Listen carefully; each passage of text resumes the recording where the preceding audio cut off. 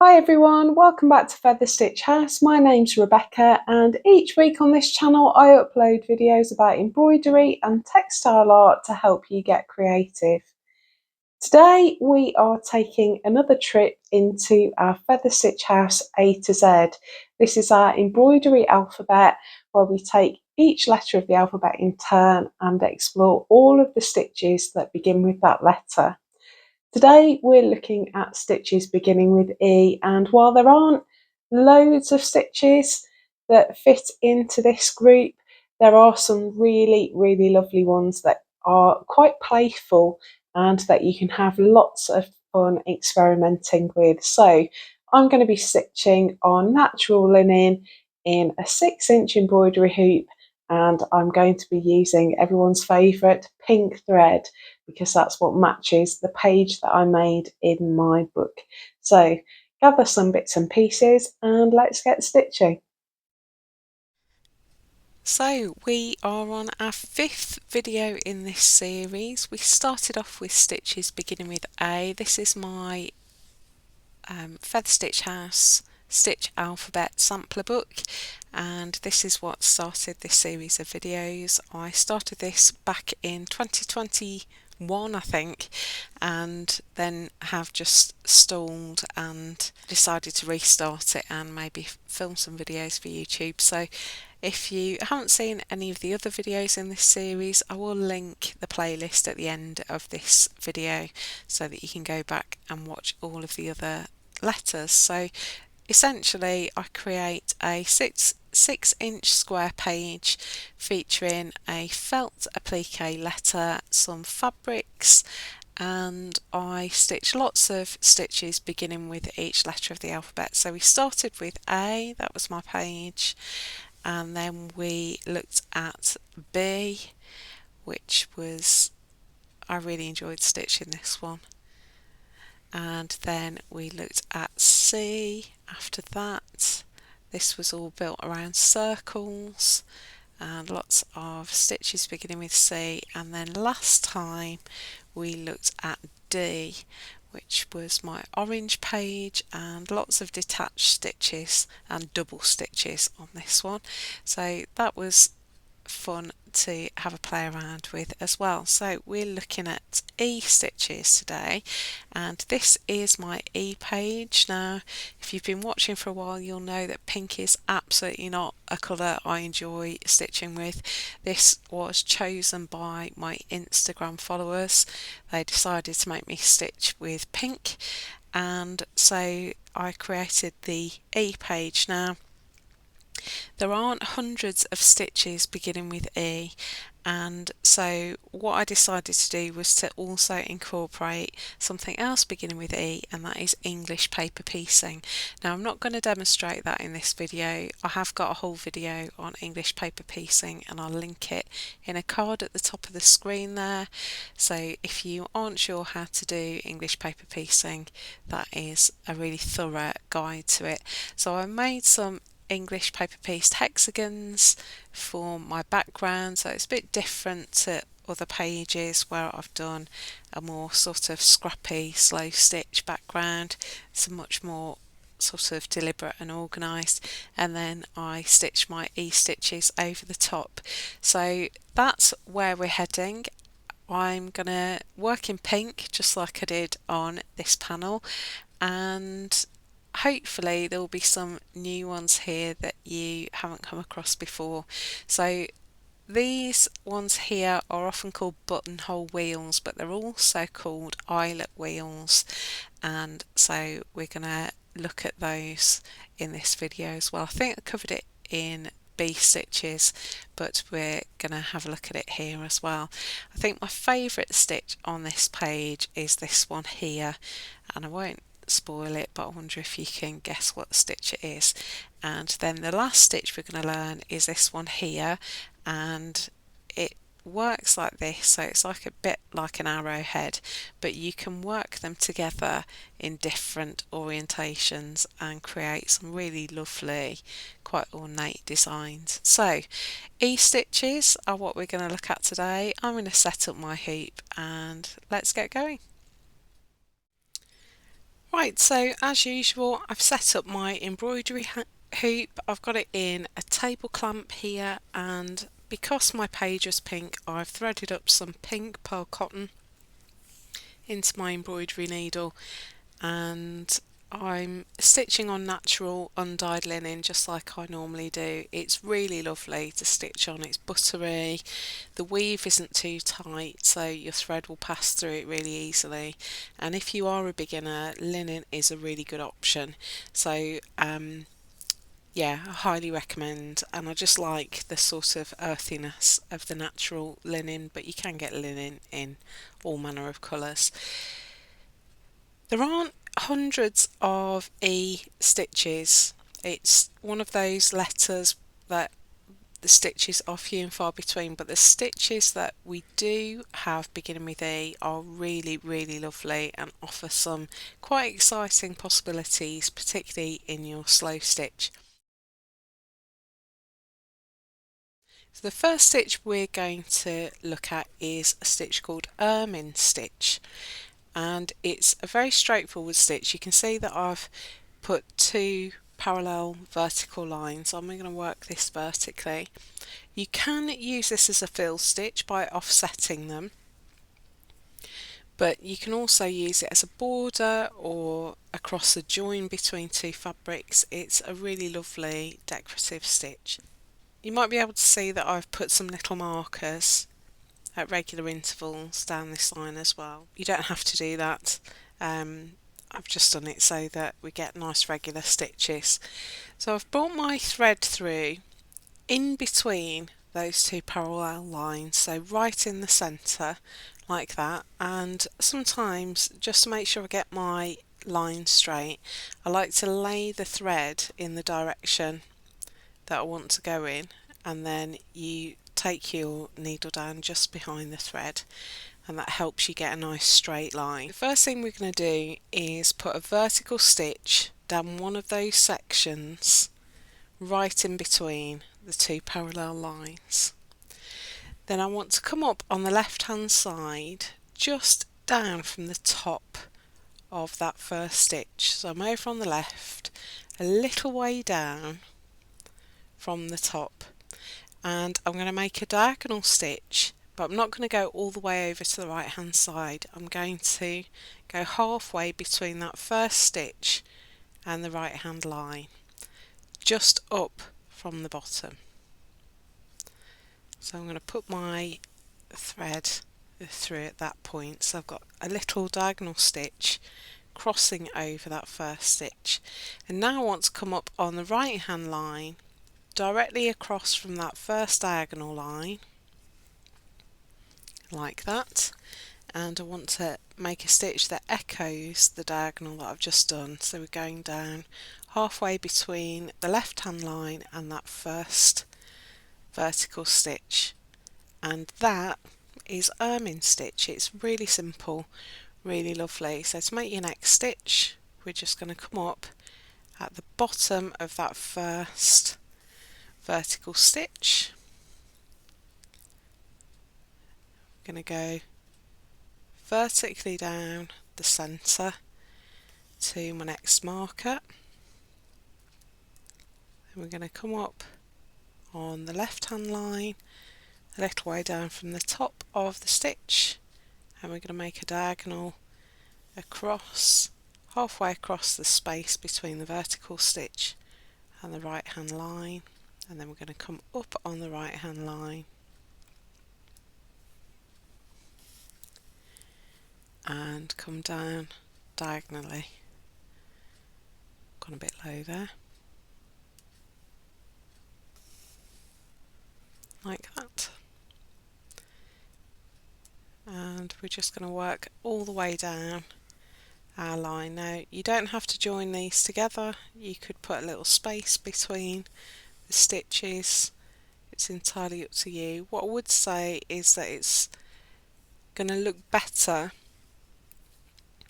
if your crosses are all done in the same order. So what you don't want is some of the left to right diagonals being on top of the right to left, so you want to work those crosses always in the same way.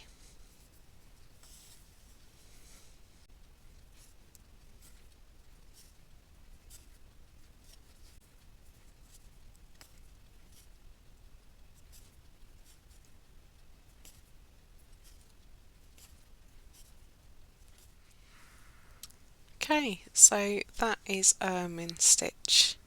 Really lovely decorative stitch. Now if you wanted to, you could make another line here and you could interlock, so this becomes your left hand line now, so you could make a series of stitches that join in like this if you wanted to, and use it as a fill stitch. So this the centre of your star would line up with the join between each stitch. So that's how to interlock them if you want to. So the next stitch we are going to look at is an eyelet wheel, and it's built around a circle and uses blanket stitch. So it's essentially blanket stitch worked around a central point. So each stitch is made by going through a central point and we just rotate around the circle. So I've brought my thread through on the outside edge and I'm going to take my needle back down at the centre. So I'm just eyeballing this like that. Now what I've got here is a loop of thread and I want to catch that loop when I bring my needle through. So I'm going to make my stitches about 3mm apart, and you can see that needles come up inside that loop, and when I pull, that loop is caught on the working thread and pulls into a kind of angle. So now I'm going to go back down at the centre again, make my loop, and I'm going to come back out on the edge of my circle, making sure my needle is inside that loop, and pull through. And hopefully you can see something happening here. If I move my finger behind that central point, hopefully you can see that there's a little hole now and you can see light through it. That hole will get slightly bigger as we go around. So back at the centre, make our loop and come back up on the outer edge of the circle and pull through. Down at the centre, up on the outer edge of the circle and pull through. So you can see that hole's a little bit bigger now. Now normally I would turn my work, but I'm filming, so you'll have to excuse me if things go a little bit wobbly, because this is not the angle that I would normally stitch this at. But we just keep going all the way around our circle,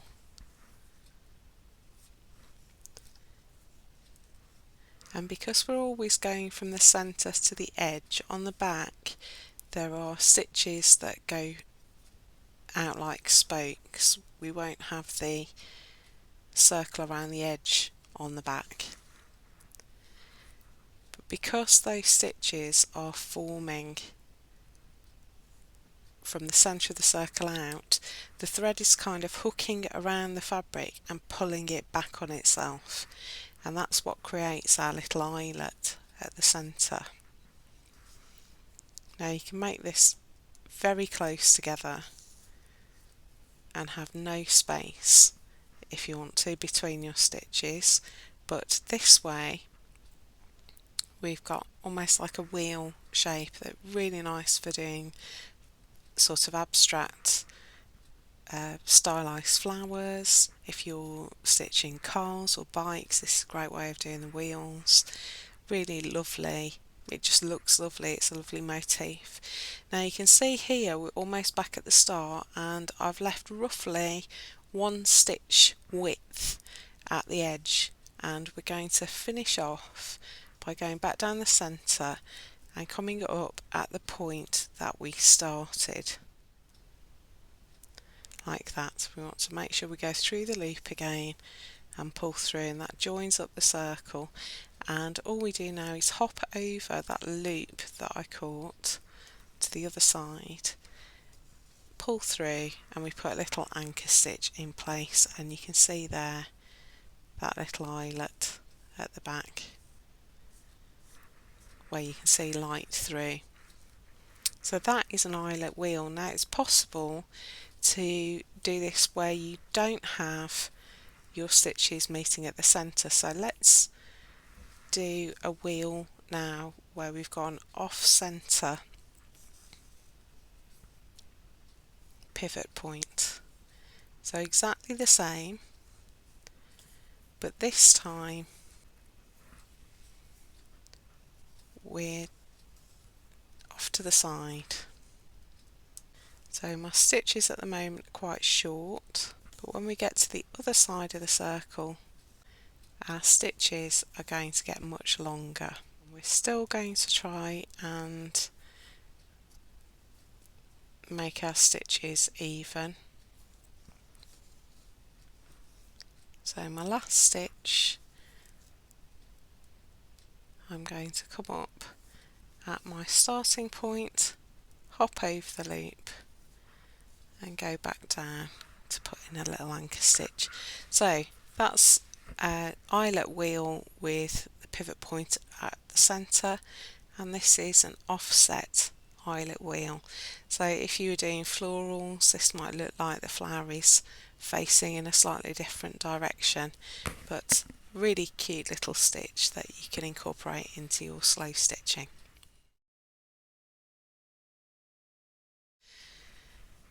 If you like the idea of an eyelet with a little hole, but these are a little bit tame for you, you can actually be quite a lot bolder.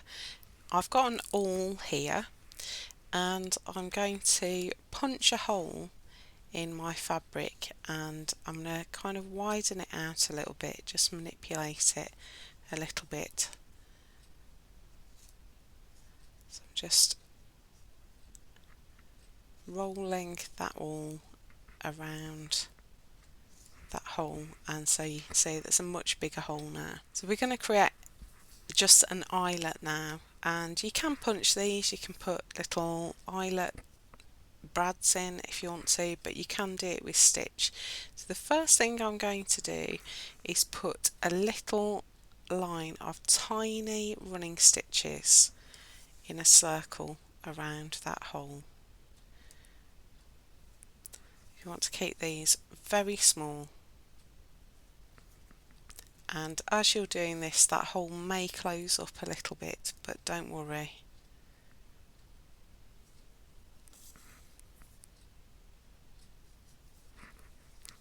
Because we're going to open it back out.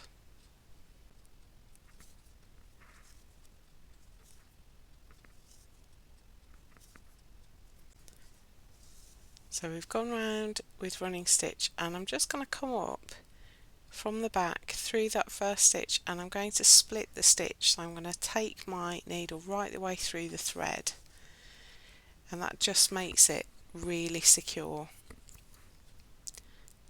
Coming back in with my awl and opening up my hole again. And so now we're going to secure that hole. So what I'm going to do is come down through the hole and up on just the outer edge of those running stitches. So my thread is right alongside that outer edge, and then I'm going to go down through the hole. I want my stitches to sit alongside each other and up on the outer edge, and we're going to over stitch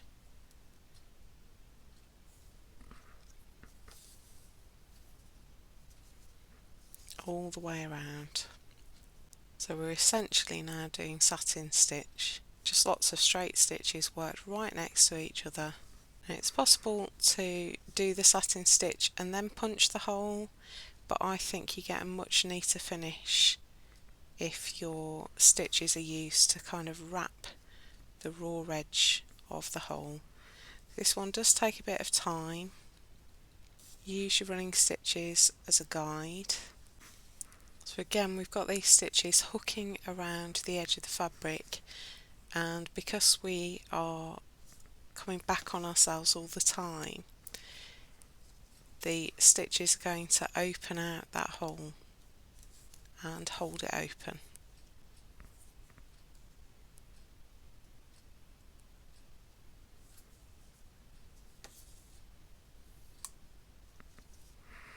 Now if you want to, you could go around that a second time, but you can see that's a much bigger hole, much more substantial hole there, and you can make these really quite lively. So I've made all my stitches roughly the same length. You could have some starbursts, so some of your stitches could be longer. You can make much more of a feature of the stitching. It's entirely up to you, but that is an eyelet. To secure your thread on the back, you just want to slide your needle under some of the stitches, a bit like that, but on the back, and that will secure your thread really nicely. So that's an eyelet. Now another thing you can do here is create an eyelet flower, and I've made another eyelet here, and to make a flower we're going to create some petals at 4 points around the flower. You can do more if you want to.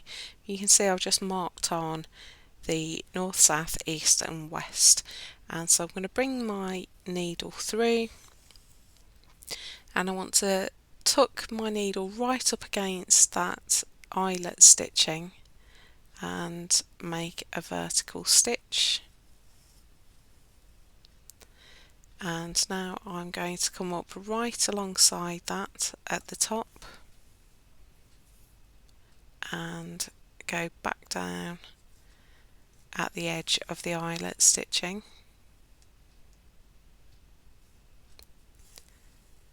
right alongside it again,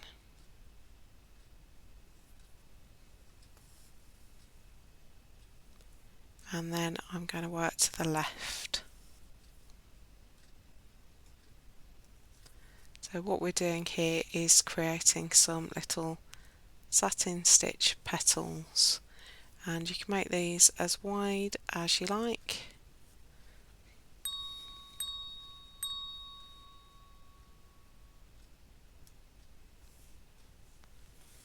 Let's maybe do another couple of stitches either side.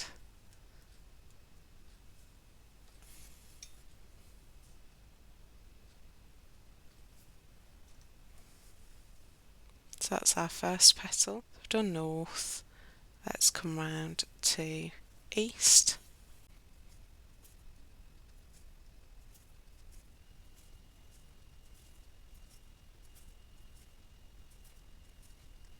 It is important to work around your circle rather than doing north, south and then east and west, because otherwise you will have a trailing thread going across the hole that you've just made.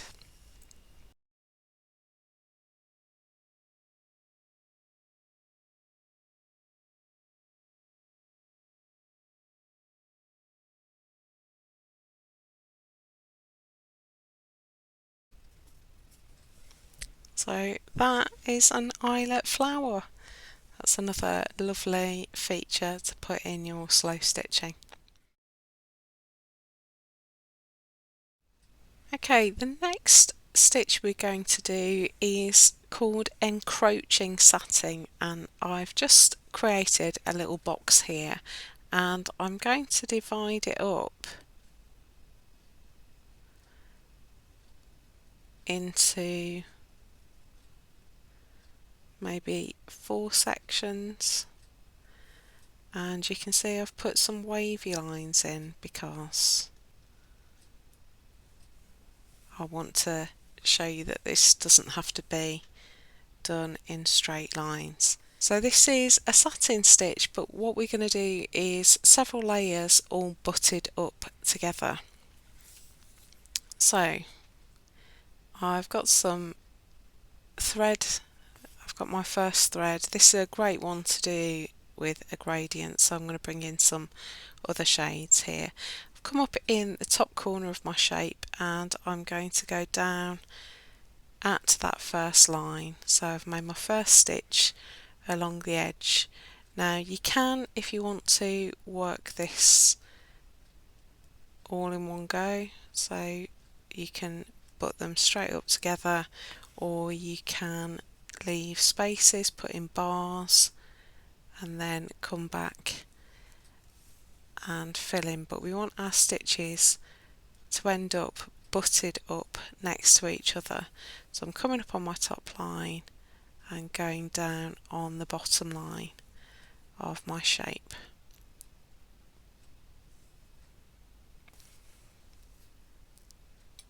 So I'll try and do this fairly quickly so that you can see the effect that this creates. So this is a beautiful way of filling spaces. If you want not a blended gradient, but if you want to create some stripes, or if you want to make your design a lot more sort of illustrative or graphic in its design.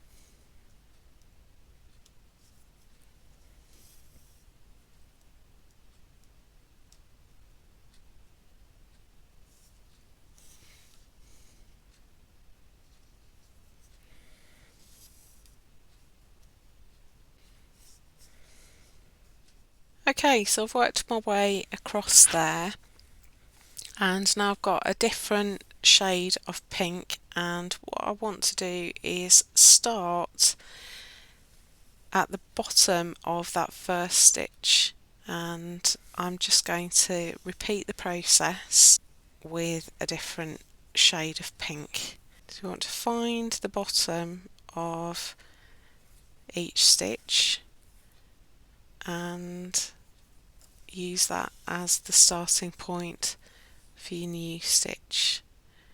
So this is, I suppose, why it's called Encroaching Satin Stitch, because each line of stitches or each layer encroaches on the last.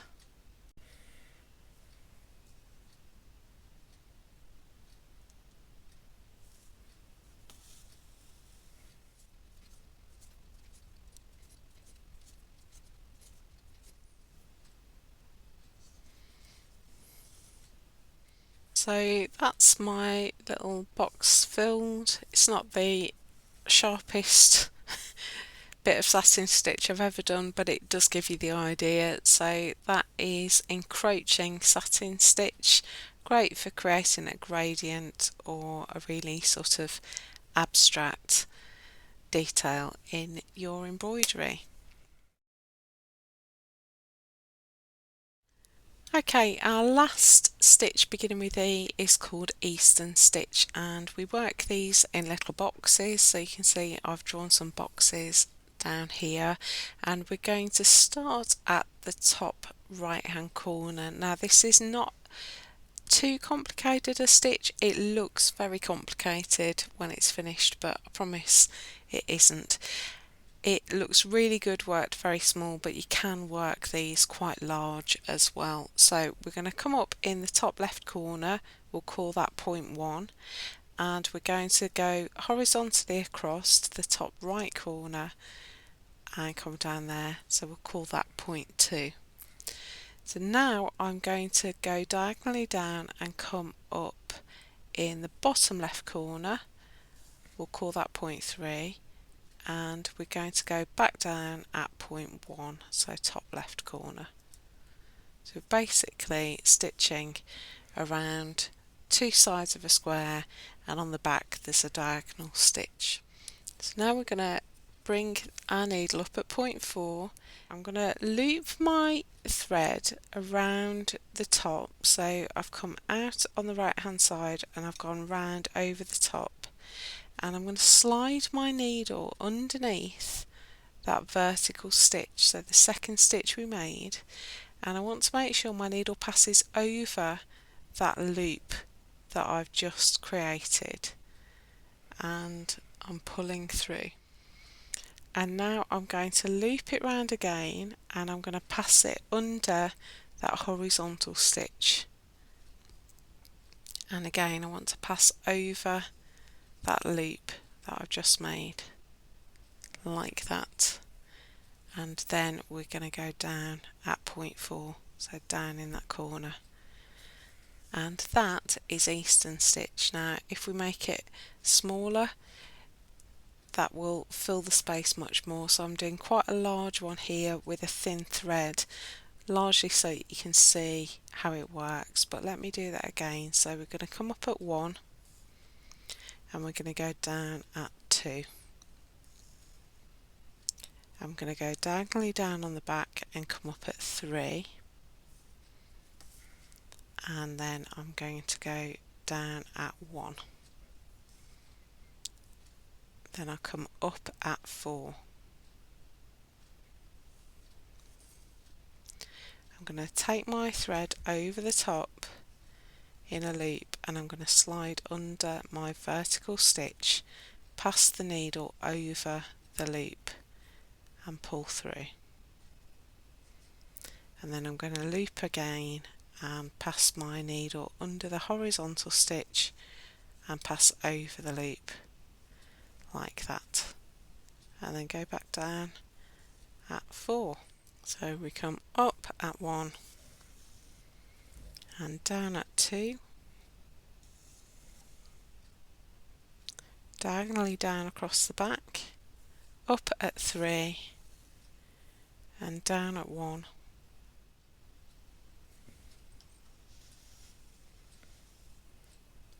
then we come up at 4,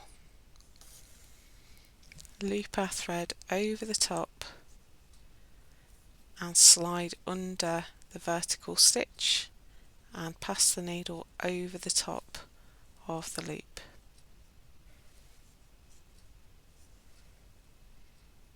And then we're going to loop around again, come down underneath the horizontal stitch and pass over the loop, and then back down at 4. So not tons of stitches beginning with E, but some really lovely ones to incorporate into your work. So we've done Ermine Stitch, we've done Eyelet Wheels, and we did one centered and one offset, and then we did eyelets and then turn those into Eyelet Flowers. We did Encroaching Satin Stitch and Eastern Stitch.